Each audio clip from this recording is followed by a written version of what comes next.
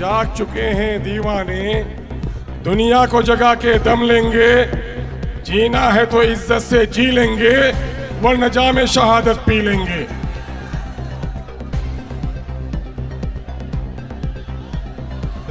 सरजमीने बारसूई में आज के इस इनकलाबी इस्तकबालिया जलसा बराए कारवाने इंसाफ में मौजूद यहाँ के गय्यूर नौजवानों, बुजुर्गों और अजीज़ों, मैं आप तमाम तर लोगों के जज्बे को सलाम करता हूँ।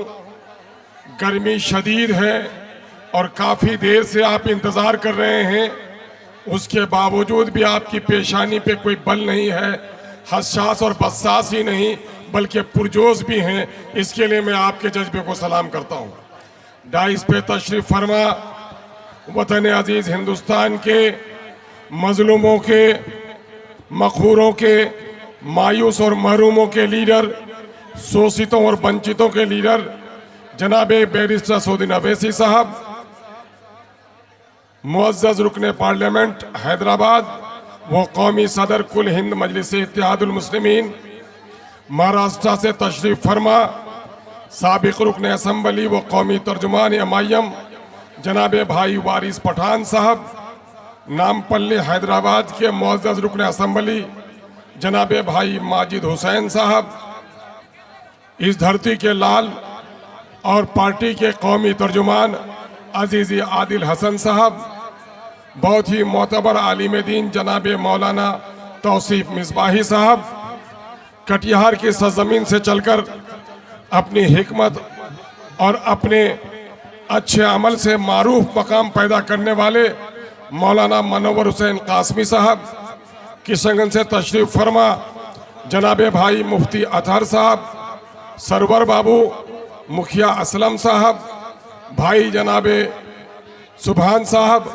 भाई जनाब इसहाक साहब, पड़ोसी ज़िला से आए हुए भाई जनाब गुलाम सरवर साहब उम्मीदवार बायसी, भाई जनाब मुर्शिद आलम साहब, और अगर हमारे दीगर रफ़्का बिहार के दूसरे अजला से तशरीफ़ फरमा भाई रंजीत राणा साहब, नसीम भाई, डॉक्टर समीउल हक साहब, अनस सलाम बाबू, यहाँ से हमारी पार्टी के जिम्मेदार साथी जनाबे कपिल पासवान साहब, अजीज़ी मुखिया मुअज़्ज़म बाबू और यहाँ के सभी कारकुनों, अजीज़ों, नौजवानों और साथियों, ये कारवां जो आपके बस्ती में चलकर आया है इस वक्त, आज ये 4 रोज़ा दौरा है और मैं इसके ताल्लुक़ से 2-3 बातें कहना चाहता हूँ। ये कारवान इंसाफ क्या है, इसके ताल्लुक़ से कितने लोग जानते हो? हाथ उठाओ। बहुत कम लोग जानते हो। देखो, इंसाफ की तलब उस पर होती है जिस पर जुल्म हुआ है, जिसके साथ नाइंसाफ़ी हुई है। ये कारवान इंसाफ इसलिए सीमांचल में दौरा कर रहा है कि सीमांचल का खित्ता आज़ादी के बाद बिहार के दूसरे इलाकों से खुशहाल था, लेकिन बदकिस्मती ये है आज कि पूरे बिहार में सबसे गरीब लोगों की आबादी अगर कोई है तो वो सीमांचल में है। मेरे बुजुर्गों को याद ये बात होगी कि आज से 40 साल कबल बिहार के दूसरे जिलों के मजदूर सीमांचल के खेत और खलियानों में काम करते थे। ये सच है, ये हक है। और आज क्या है कि आज हमारा सीमांचल के घर घर का नौजवान, कोई दिल्ली में जाकर पत्थर तोड़ता, कोई पंजाब के खेतों में जलता है, कोई हरियाणा में सरता है, माँ बिस्तरे मर्ग पर है, लेकिन 2 वक्त की रोटी के लिए घर छोड़कर परदेश जाता है। नई दुल्हन है, हथेली के मेहंदी के रंग फीके भी नहीं हुए हैं, पंजाब धनकट्टी में जाता है। कोई महीना ऐसा नहीं है जब मजदूरों की लाशें परदेश से नहीं आती हैं। ये सच्चाई है या नहीं है? इस जुल्म के खिलाफ लड़ना है कि नहीं है? ये कारवाने इंसाफ इसी जुल्म के खिलाफ आवाज का नाम है। इस मुल्क में हिंदू और मुसलमान सब बराबर के शहरी हैं, लेकिन क्या आज मुसलमानों की दाढ़ियां उखाड़ी जा रही कि नहीं? टोपियां उछाली जा रही कि नहीं? मदरसों पे ताले लग रहे हैं कि नहीं? कब्रिस्तानों पे कब्जा हो रहा है कि नहीं? वक्फ के काले कानून ने मुसलमानों के दस्तूर और तहजीब को मिटाने की नापाक साजिश की है कि नहीं? इस जालिम कानून के खिलाफ भी इंसाफ चाहिए कि नहीं? इंसाफ चाहने वालों को गैरत होती है और गुस्सा होता है। इंसाफ चाहिए तो अगर पंच इंसाफ न करे तो गरेबान पकड़ के जालिम को घसीटना भी चाहिए, और घसीटने के लिए गुस्सा चाहिए तुम्हारी पेशानियों में। देखो, एक लंबे अरसे तक गरीबों की दावेदारी करने वाले एमएलए ने इस इलाके को पसमानदा रखा कि नहीं? उसके खिलाफ इंसाफ चाहिए कि नहीं? अब ये देखो, गठबंधन के लोग कहते हैं कि साहब ये एमआईएम वाले वोट बंटवा देते हैं और बीजेपी को जितवा देते हैं। एमआईएम ने फराख दिली का सबूत दिया और कहा कि मेरा हिस्सा तो 40-45 सीट का होता है, लेकिन मुझे 6 सीट दे दो, गठबंधन में रख लो। लेकिन गठबंधन से इनकार किया। ऐसे झूठे गठबंधन के खिलाफ इंसाफ चाहिए कि नहीं चाहिए? ये कारवान इंसाफ इसी के लिए है, और इंसाफ की जबान वही बोल सकता है जो खुद जुल्म नहीं करता। शराबी किसी को ताड़ी पीने से नहीं रोक सकता, जिसके दांत मैले हो मिसवाक की तलकीन नहीं कर सकता। हिंदुस्तान में बिलाशुबा अगर कोई हमारे जुल्म के खिलाफ आवाज उठाता है, उसका नाम बैरिस्टर असदुद्दीन अवैसी है। मैं तुम्हें नौजवानों को सवाल करता हूं, मेरी तकरीरों को अगर सुना होगा तो शायद तुम्हारे लिए नई बात न हो। मैं ये कहता हूं कि इस बिहार में आज जादवों का नेता है, जानते हो तुम कौन है? ये खामोश मिजाजी तुम्हें जीने नहीं देगी। इस दौर में जीना है तो कोहराम बचा दो। बोलो आवाज से, जादव का लीडर कौन? पासवान का लीडर कौन? माझी का लीडर कौन? इतनी बड़ी सभा से ऐसी आवाज निश्वानी औरतों की आवाज होती है। ये मर्दों की आवाज में गरज होती है, कड़क होती है यार। पासवान का लीडर कौन? ये बताओ, अगर बैरिस्टर असदुद्दीन अवैसी को समेट कर रख दो हैदराबाद में, एमआईएम पर भी चादर लपेट दो, तो बोलो तुम्हारा लीडर कौन? तो देखो, जिस तरह से बच्चा यतीम होता है बाप के मरने के बाद, कौमें भी यतीम हो जाती है अपने लीडरों को खो देने के बाद। आज हम इस यतीमी से निकलना चाहते हैं, और हमने तय किया है कि अब किसी के झंडे पर भी नहीं, झंडा भी अपना होगा, डंडा भी अपना होगा।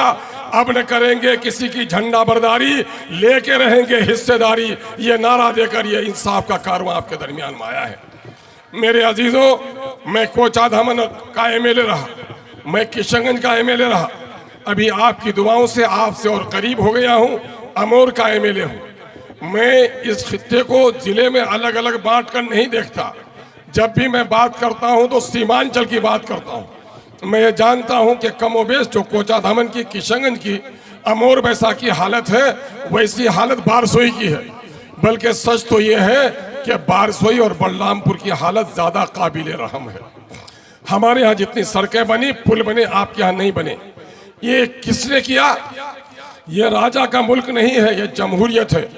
जमहूरियत में अवाम के वोट से एमएलए और एमपी चुने जाते, और यही जाकर पार्लियामेंट और असेंबली में जाते हैं, हुकूमत यही बनाते हैं। इस इलाके के बेशतर एमएलए एमपी बनने के बाद अपने खानदान को ऊपर उठाया, अपने बेटे को ऊपर उठाया, दौलत कमाई और पार्टी की जाकर गुलामी की।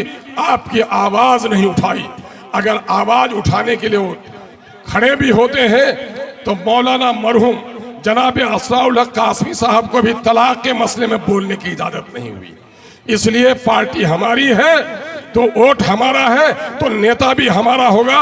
एमआईएम यही पैगाम देने के लिए आई है। हमारा एमआईएम का हर कारकुन एमएलए बन सकता है, उम्मीदवार बन सकता है। हमारे पार्टी में डिसिप्लिन है। एक लंबे अरसे तक इस इलाके में 11 साल तक एमआईएम का झंडा जिसने उठाया है उसका नाम आदिल हुसैन है। आदिल ने आपके बारसोई में एमएलए नहीं है, एमपी नहीं है, लेकिन आदिल आज भी बारसोई के मसाइल को लेकर यहाँ से लेकर दिल्ली तक दौड़ता है, लड़ता है, असेंबली में आवाज उठवाता है, और जनाब बैरिस्टर असदुद्दीन अवैसी से पार्लियामेंट में आवाज उठवाता है। ये नौजवान ने इस इलाके का फख्र सर से ऊंचा किया है। कौमी सतह पर जो तर्जमानी मिल्लत की उसने की है और सीमांचल की है, मैं गवाह हूं उसका कि उसकी बराबर की तर्जमानी किसी एमएलए एमपी ने भी नहीं की है।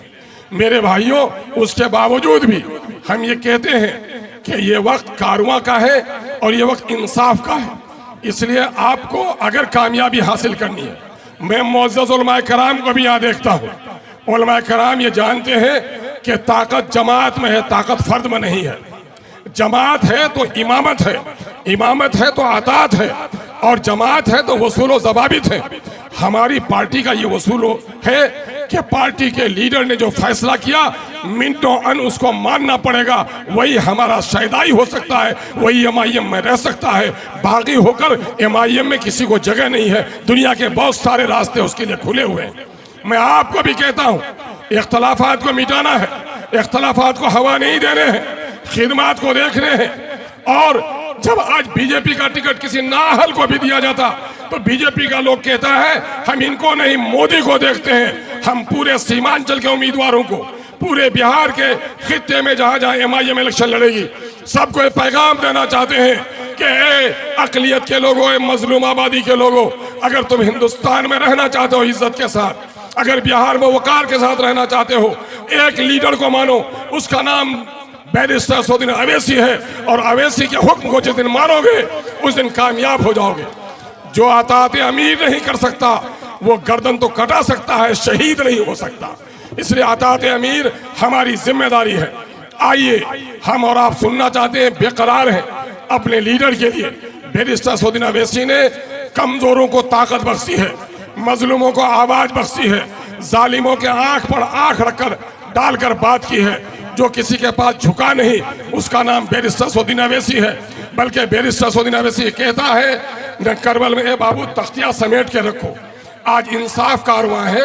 इंशाअल्लाह जब टिकट बटेगी तो इंशाअल्लाह आपको याद किया जाएगा। मैं आपको कहता हूं कि इस वक्त जो कुछ भी फैसला होना है वो फैसला होना है। आप